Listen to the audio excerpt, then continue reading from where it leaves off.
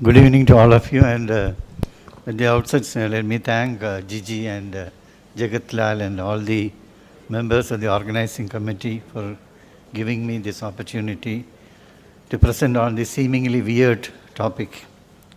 So I'll be speaking on Akasha, the all-pervading space. There's a special request, please surrender logic, think beyond logic, and think beyond neurology. So not everything that counts can be counted, and not everything that can be counted counts. In my presentation, there will be a lot of quotes by Albert Einstein. So I'm introducing a new discipline. I think I'm depicting your expression on the slide. This is a new discipline which I call by the name of biospatiology. So let this mark the dawn of a new discipline. So as it is required for any discipline, you have to have a very elaborate and complex definition, but I'm not going to read the whole thing, but this encompasses the whole aspect of biospatiology. This is my dream, to have a Center for Spatiological Research at Amrita. So let us examine the concepts. So we'll start from the very beginning, and it's a very good place to start, as in the Sound of Music. So where the story begins, with the Big Bang Theory, at zero time, the first to happen was the space. And into the space came in the electron clouds, the atoms, and then the helium, hydrogen, stars, and planets. So the common substrate, or the mother of the universe, or even the multiverse, is the space. So you've got a universal space, and in that you have cordoned off a part of the space, and you are calling it as self. So actually it is, both are in continuum. So it is like fencing a small part and claiming it as it's your own. So if you take the self, then again you have got a mind space and a physical space. I think it's very easy to follow. If you take the mind space, you've got a conscious manual pilot mode, and you've got a non-conscious, intuitive, automatic pilot mode. So the conscious is a mind which is available for introspection, whereas the intuitive mind is not available for introspection, and it functions in the automatic pilot mode. And about 85% of the time, we function in the automatic pilot mode. As I'm talking to you, the words that spill out of my mouth, my gestures, everything is coming from the automatic pilot mode. I just know what I have to speak to you. If you take the physical space, again, it is made up of atoms, and 99.99% of atom is again space. So when I was presenting in many of the forums, there is a healthy criticism. You have just added space to whatever is already known. But I suggest space as the substrate of the mind. So concerning matter, we have all been wrong. What we have called as matter is really energy, whose vibrations has been lowered as to be perceivable to the senses. There is no matter, there is only light and sound. If you go by Tesla, everything is vibration and everything is energy. If you want to understand the universe, think of energy, frequency, and vibration. So the universe, all things in our universe are constantly in motion, vibrating. Even the objects that appear to be stationary are in fact vibrating, oscillating, resonating at various frequencies, including this podium. Resonance is a type of motion characterized by oscillations between two states.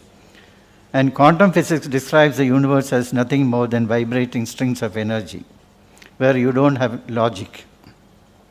The human body is a multidimensional vibrational being with numerous complex energetic interactions continually taking place.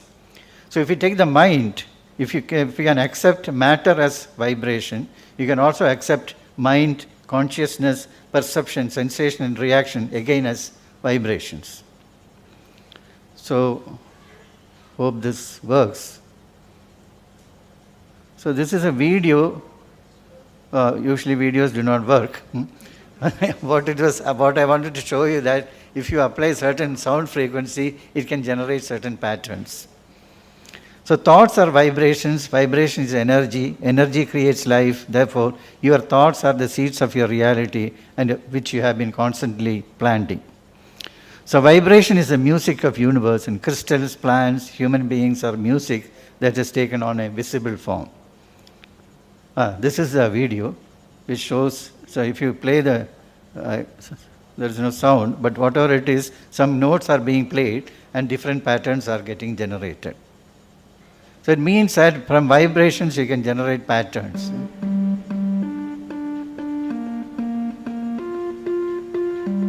The first experiment for the cymatics music video is called a Chladni plate. Now, Chladni plate's basically a metal plate attached to the top of the speaker. There's sand on top of the plate, and you play different tones through the speaker. The plate vibrates. So vibrations can give rise to patterns and matter. There is agreement among science, medicine, and metaphysics that certain frequencies can repel disease and certain frequencies can destroy disease. Herein lies the link between frequency, vibration, and health. Different parts of our body have their own sonic signature, and sound of the cells of your heart differs from the sound of the cells of your lungs. Everything is energy, and that is all there to it. Match the frequency of the reality you want, and you cannot help but get that reality. It can be no other way. This is not philosophy, this is physics. So this is a model which I have created. You've got a mind space and you've got a universal space. And from the mind space, you have your emotions, beliefs, goals, and intentions and conceptions and perceptions of the physical world. And then you have got the 5 elements, which are again made up of atoms. The physical body, the concept of self, and the universal consciousness, which are in continuum. You've got an inner world and an outer world. So actually, you are given a space for lease by the universe. You live as Anand Kumar or Mohanlal for a stipulated time. And when you perish, you give back your physical body to the space, but you give back your emotional body also to the space. So this is death, giving back the physical and emotional body back to the universal space. This is a Jewish boy crying when he's lost his parents. So I learned to take death as an old debt that sooner or later should be paid. I was heavily criticized for presenting this in different forums, and some of you may have read what was written about me. Anyhow, I had some solace when this was accepted as a guest editorial in Current Science. So there are different aspects of space, the self and space. It could be static and dynamic space, air, water, and vacuum space. And this is what I want to work on, the concept of spatial energy. The quantum of spatial energy contained in a teacup can boil off all the oceans of the earth. And the space-time concept, space-mind medicine, we have all been talking about mind-body medicine. You can take medicine to a deeper level, that is at the spatial level.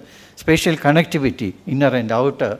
I just give an example of outer spatial connectivity. If the child is sick, the mother, how far she is away, she is getting some signals as to the fact that the child is sick. This is probably through the spatial connectivity, and experiments have been done where rats' offspring have been killed at a distance underwater and recorded the blood pressure and heart rate of the mother, and it went up. Space and spirituality. Space for the social scientist. You have got a private space, you have got a personal space, you have got a professional space, social space, and spiritual space. But if one space migrates into another, then it's a problem. For example, your private space is in the toilet. In the toilet is a place where your intuitive mind is in action. If you have posed some problems to your mind, the solutions come up when you are brushing the teeth or when you are taking bath. This is not intentional. This is processed by the intuitive mind. But if the private space is going into your personal space, for example, we all have a personal space. When you get into the lift or an elevator, strangers come into your personal space and you are silent. You don't want that to happen. So if the private space migrates into the social space, if you start defecating in the public, then it's a conflict. Similarly, if you have some personal faith, if that migrates into your professional space, then again it's a problem. So you can study the spatial characteristics and the boundaries of each of the personal spaces. Space and art. Kathakali is performed in a 3 square feet space. and how this Mahayuthams and all can be depicted. It is because of the way in which they utilize the space. Space and architecture, I don't have to dilate. However much I tell about physics, metaphysics and vibrations, unless it is useful for the patient at the bedside, it is not going to work. So if you take the translational research, intuitive mind development programs, intuitive mind development starts from in utero. And the first, the resource persons or the role models for the child are your parents and primary school teacher. So you have to empower them with the concept of intuitive mind and then help the child to develop, because the child's intuitive mind is like a still, very serene pond. You can put gold or garbage. Space mind medicine, spatial rehabilitation, I'm working on it now. One girl is doing a PhD thesis on that, seizure prediction. Because dogs can predict seizure up to 30 minutes before the actual clinical seizure, which means that there is something in the space which the dog is able to sense. We are not. So I'm also studying that in the pre-surgical workup, MIU, spatial connectivity and neuromarketing. The neurologist can do much in neuromarketing, which I don't want to go into. The woods are lovely, dark and deep, but I have promises to keep and miles to go before I sleep. It's by Robert Frost. I put this quote because I am in the dust hours of my life, and I don't think I will be able to finish off this spatial research. So I want young minds to take it up and take it forward. I cannot put the clock back. So the all-pervading Akasha appears to be diverse on account of its associations, various upathis, which are different from each other. Space becomes one on the destruction of these limiting adjuncts, so also the omnipresent truth appears to be diverse on account of its association with the various upathis and becomes one on the destruction of these upathis. That is the ultimate truth. Let us understand the nature of our Akasha and nurture it. Thank you. Thank you, Doctor, for the presentation. It's a completely radical notion. The topic is now open for discussion.